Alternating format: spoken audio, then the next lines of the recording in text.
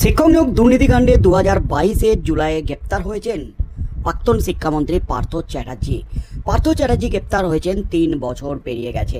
এখনও পর্যন্ত পার্থ চ্যাটার্জির ভাগ্যের শিখে ছেড়েনি, কারণ 3 বছর ধরে বিভিন্ন আদালতে মাথা ঠুকে গেলেও জামিন পাননি পার্থ চ্যাটার্জি। তবে পার্থ চ্যাটার্জির পরেও গ্রেপ্তার হয়েছেন এমন একাধিক অভিযুক্ত, বিভিন্ন দুর্নীতি মামলায় একাধিক অভিযুক্ত কিন্তু জামিন পেয়ে গেছেন। পার্থ চ্যাটার্জির জামিন মামলা আজ উঠেছিল কলকাতা হাইকোর্টে। পার্থ চ্যাটার্জির জামিন মামলায় অবশেষে মঞ্জুর করল কলকাতা হাইকোর্ট। বিচারপতি শুভ্রা ঘোষের বেঞ্চ পার্থ চ্যাটার্জির জামিন মামলায় খেলে দিল আবারও সিবিআই। অবশেষে মঞ্জুর কলকাতা হাইকোর্টের। প্রাক্তন শিক্ষামন্ত্রী পার্থ চ্যাটার্জি সুপ্রিম কোর্টে জামিন চাইতে গেলে রীতিমতো ঘাড় ধাক্কা খেয়েছেন। পার্থ চ্যাটার্জিকে নিয়ে একের পর এক চূড়ান্ত অপমানজনক মন্তব্য করেছিলেন সুপ্রিম কোর্টের বিচারপতিরা। আপনাকে জামিন দিলে দেশের কাছে, দেশের মানুষের কাছে কি বার্তা যাবে সুপ্রিম কোর্ট সম্পর্কে? আপনি মেন অপরাধী, মেন কালপিট, আপনি ডামি ব্যবহার করে দুর্নীতি করেছেন। একাধিক অভিযোগ ছিল পার্থ চ্যাটার্জির বিরুদ্ধে। তার মধ্যেই কিন্তু পার্থ চ্যাটার্জির জামাই কল্যাণময় ভট্টাচার্য, তিনি তার শ্বশুরের বিরুদ্ধে রাজ সাক্ষী হয়েছেন। সব মিলিয়ে কিন্তু প্রবল চাপে পার্থ চ্যাটার্জি। আজ পার্থ চ্যাটার্জির জামিন মামলা উঠেছিল কলকাতা হাইকোর্টে। সেই মামলায় চরম নির্দেশ বিচারপতি শুভ্রা ঘোষের। এই মুহূর্তের সবচেয়ে বড় খবর, সময় দিন পার্থ চ্যাটার্জির জামিন মামলায় হাইকোর্টে আর্জি সিবিআইয়ের মঞ্জুর। বিচারপতির নিয়োগ দুর্নীতি নিয়ে সিবিআইয়ের এক মামলায় জামিন চেয়ে কলকাতা হাইকোর্টের দ্বারস্থ প্রাক্তন শিক্ষামন্ত্রী পার্থ চ্যাটার্জি। বুধবার হাইকোর্টের বিচারপতি শুভ্রা ঘোষের এজলাসে সেই মামলার শুনানি উঠেছিল। শুনানির শুরুতেই আদালতে সিবিআই আরও কিছুটা সময় চেয়ে আবেদন জানায়। সেই আবেদন মঞ্জুর করলেন বিচারপতি শুভ্রা ঘোষ। প্রাথমিক শিক্ষক নিয়োগ দুর্নীতি মামলায় ইডির হাতে 2022 সালে গ্রেপ্তার হন পার্থ।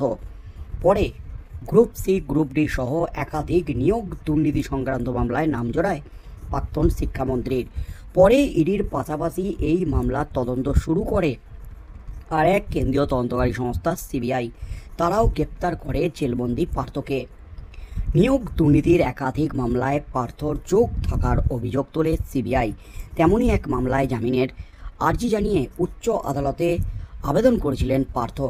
তবে শেষ রক্ষা কিন্তু হলো না, খেলে দিলেন সিবিআই। সিবিআইয়ের সলিসিটর জেনারেল খেলে দিলেন সিবিআইয়ের আইনজীবী। পার্থ চ্যাটার্জির জামিন মামলায় আরও কিছুটা সময় চেয়ে নিলেন তিনি। পার্থ চ্যাটার্জি আদালতে জামিন চেয়ে যা দাবি করেছেন তার সাপেক্ষে একাধিক তথ্য তুলে ধরতে চরম সিদ্ধান্ত সিবিআইয়ের আইনজীবীর। বুধবার বিচারপতি শুভ্রা ঘোষের এজলাসে আসতে পারেননি কেন্দ্রের অতিরিক্ত সলিসিটর জেনারেল। সেই কারণ দেখিয়ে সিবিআইয়ের তরফে আরও কিছুটা সময় চাওয়া হয় বিচারপতির কাছে। সিবিআইয়ের আর্জির ভিত্তিতে শুনানি পিছিয়ে দেওয়ার কথা জানান বিচারপতি শুভ্রা ঘোষ। আদালত জানায় আগামী 1 সেপ্টেম্বর এই মামলার পরবর্তী শুনানি হবে। 2022 সালের জুলাই মাসে পার্থ চ্যাটার্জির ঘনিষ্ঠ অর্পিতা মুখার্জির ফ্ল্যাট থেকে উদ্ধার হয় প্রায় 50 কোটি টাকারও বেশি নগদ টাকা। তারপরেই অর্পিতা এবং পার্থকে গ্রেপ্তার করা হয়। সেই থেকে পার্থ জেলবন্দি। বিভিন্ন আদালতে জামিন চেয়ে মাথা ঠুকছেন পার্থ। তবে কিছুতেই কিন্তু পার্থ চ্যাটার্জি জামিন পাননি। তবে ইডির মামলায় গত বছর ডিসেম্বরে সুপ্রিম কোর্টে জামিন পেয়েছেন পার্থ। তবে সিবিআইয়ের মামলায় যেহেতু তিনি জামিন পাননি, তাই তাকে কিন্তু জেলে থাকতেই হচ্ছে। তবে পার্থ চ্যাটার্জি যে অপরাধে অপরাধী, সেখানে কিন্তু পার্থ চ্যাটার্জি 3 বছর জেল খেটে ফেললেন। অর্থাৎ পার্থ চ্যাটার্জি দোষী প্রমাণিত হলে পার্থ চ্যাটার্জির যে শাস্তির মেয়াদ, সেই মেয়াদ কিন্তু ধীরে ধীরে অনেকটাই কাছাকাছি চলে আসতে চলেছে। পার্থ চ্যাটার্জি প্রাক্তন শিক্ষামন্ত্রী, যার হাত ধরে শিক্ষক নিয়োগ দুর্নীতিকাণ্ডের একের পর এক দুর্নীতি হয়েছিল, যে দুর্নীতি নাড়িয়ে দিয়েছিল গোটা রাজ্যকে। প্রাক্তন বিচারপতি অভিজিৎ গঙ্গোপাধ্যায়ের হাত ধরেই এই শিক্ষক নিয়োগ দুর্নীতিকাণ্ডের ঢোল ফাটে। তদন্ত যায় সিবিআইয়ের হাতে। সিবিআইয়ের হাতে তদন্ত যাওয়ার পর একের পর এক চাঞ্চল্যকর তথ্য সামনে আসতে থাকে। কারণ বিচারপতি অভিজিৎ গঙ্গোপাধ্যায় নির্দেশ দিয়েছিলেন হাইকোর্টের নজরদারিতে চলবে এই নিয়োগ দুর্নীতিকাণ্ডের তদন্ত। এবং বিচারপতি অভিজিৎ গঙ্গোপাধ্যায় কিন্তু যতদিন পর্যন্ত এই মামলার শুনানি করেছেন ততদিন কিন্তু সিবিআইকে, ইডিকে যথেষ্ট চাপে রেখে দ্রুত শুনানি করা এবং দ্রুত পদক্ষেপ নেওয়ার কিন্তু একটা বড়সড় প্রক্রিয়া শুরু করেছিলেন। তবে শেষ মুহূর্ত পর্যন্ত সিবিআইয়ের উপর ক্ষুব্ধ হয়েছিলেন, ইডির তদন্তে ক্ষুব্ধ হয়েছিলেন বিচারপতি অভিজিৎ গঙ্গোপাধ্যায়। এই নিয়ে ইডি সিবিআইকে তুলোধনা পর্যন্ত করেছেন বিচারপতি অভিজিৎ গঙ্গোপাধ্যায়। প্রধানমন্ত্রীর দপ্তরে অভিযোগ জানানোর কিন্তু একটা দাবি করেছিলেন বিচারপতি অভিজিৎ গঙ্গোপাধ্যায়। তবে বিচারপতি অভিজিৎ গঙ্গোপাধ্যায় সিবিআইয়ের তদন্ত নিয়ে যেমন একাধিকবার প্রশ্ন তুলেছেন, একাধিক মামলার ক্ষেত্রেও কিন্তু সিবিআইয়ের তদন্ত নিয়ে উঠে যাচ্ছে প্রশ্ন। তবে শেষ রক্ষা কিন্তু হচ্ছে না পার্থ চ্যাটার্জির। আজও কিন্তু জামিন মামলার শুনানি হলো না। জামিন মামলার শুনানি উঠলেও পিছিয়ে গেল আরও 17-18 দিনের জন্য এই জামিন মামলা। একবারে সেপ্টেম্বর মাসে উঠতে চলেছে পার্থ চ্যাটার্জির জামিন মামলার শুনানি। পার্থ চ্যাটার্জির পরপরই গ্রেপ্তার হন জীবন কৃষ্ণ সাহা, মানিক ভট্টাচার্য থেকে শুরু করে শান্তনু ব্যানার্জি, কুন্তল ঘোষ, প্রত্যেকে কিন্তু জামিন পেয়ে গেছেন।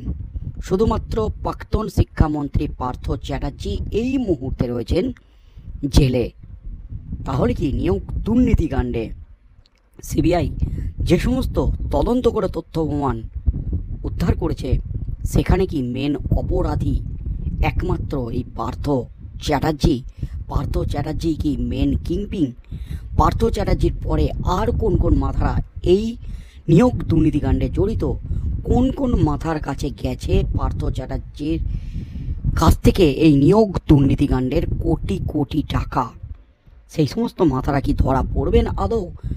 পার্থ চ্যাটার্জি কি তাদের নাম ফাঁস করবেন নিজেকে বাঁচাতে, নাকি দীর্ঘদিন জেলেই থাকবেন পার্থ চ্যাটার্জি?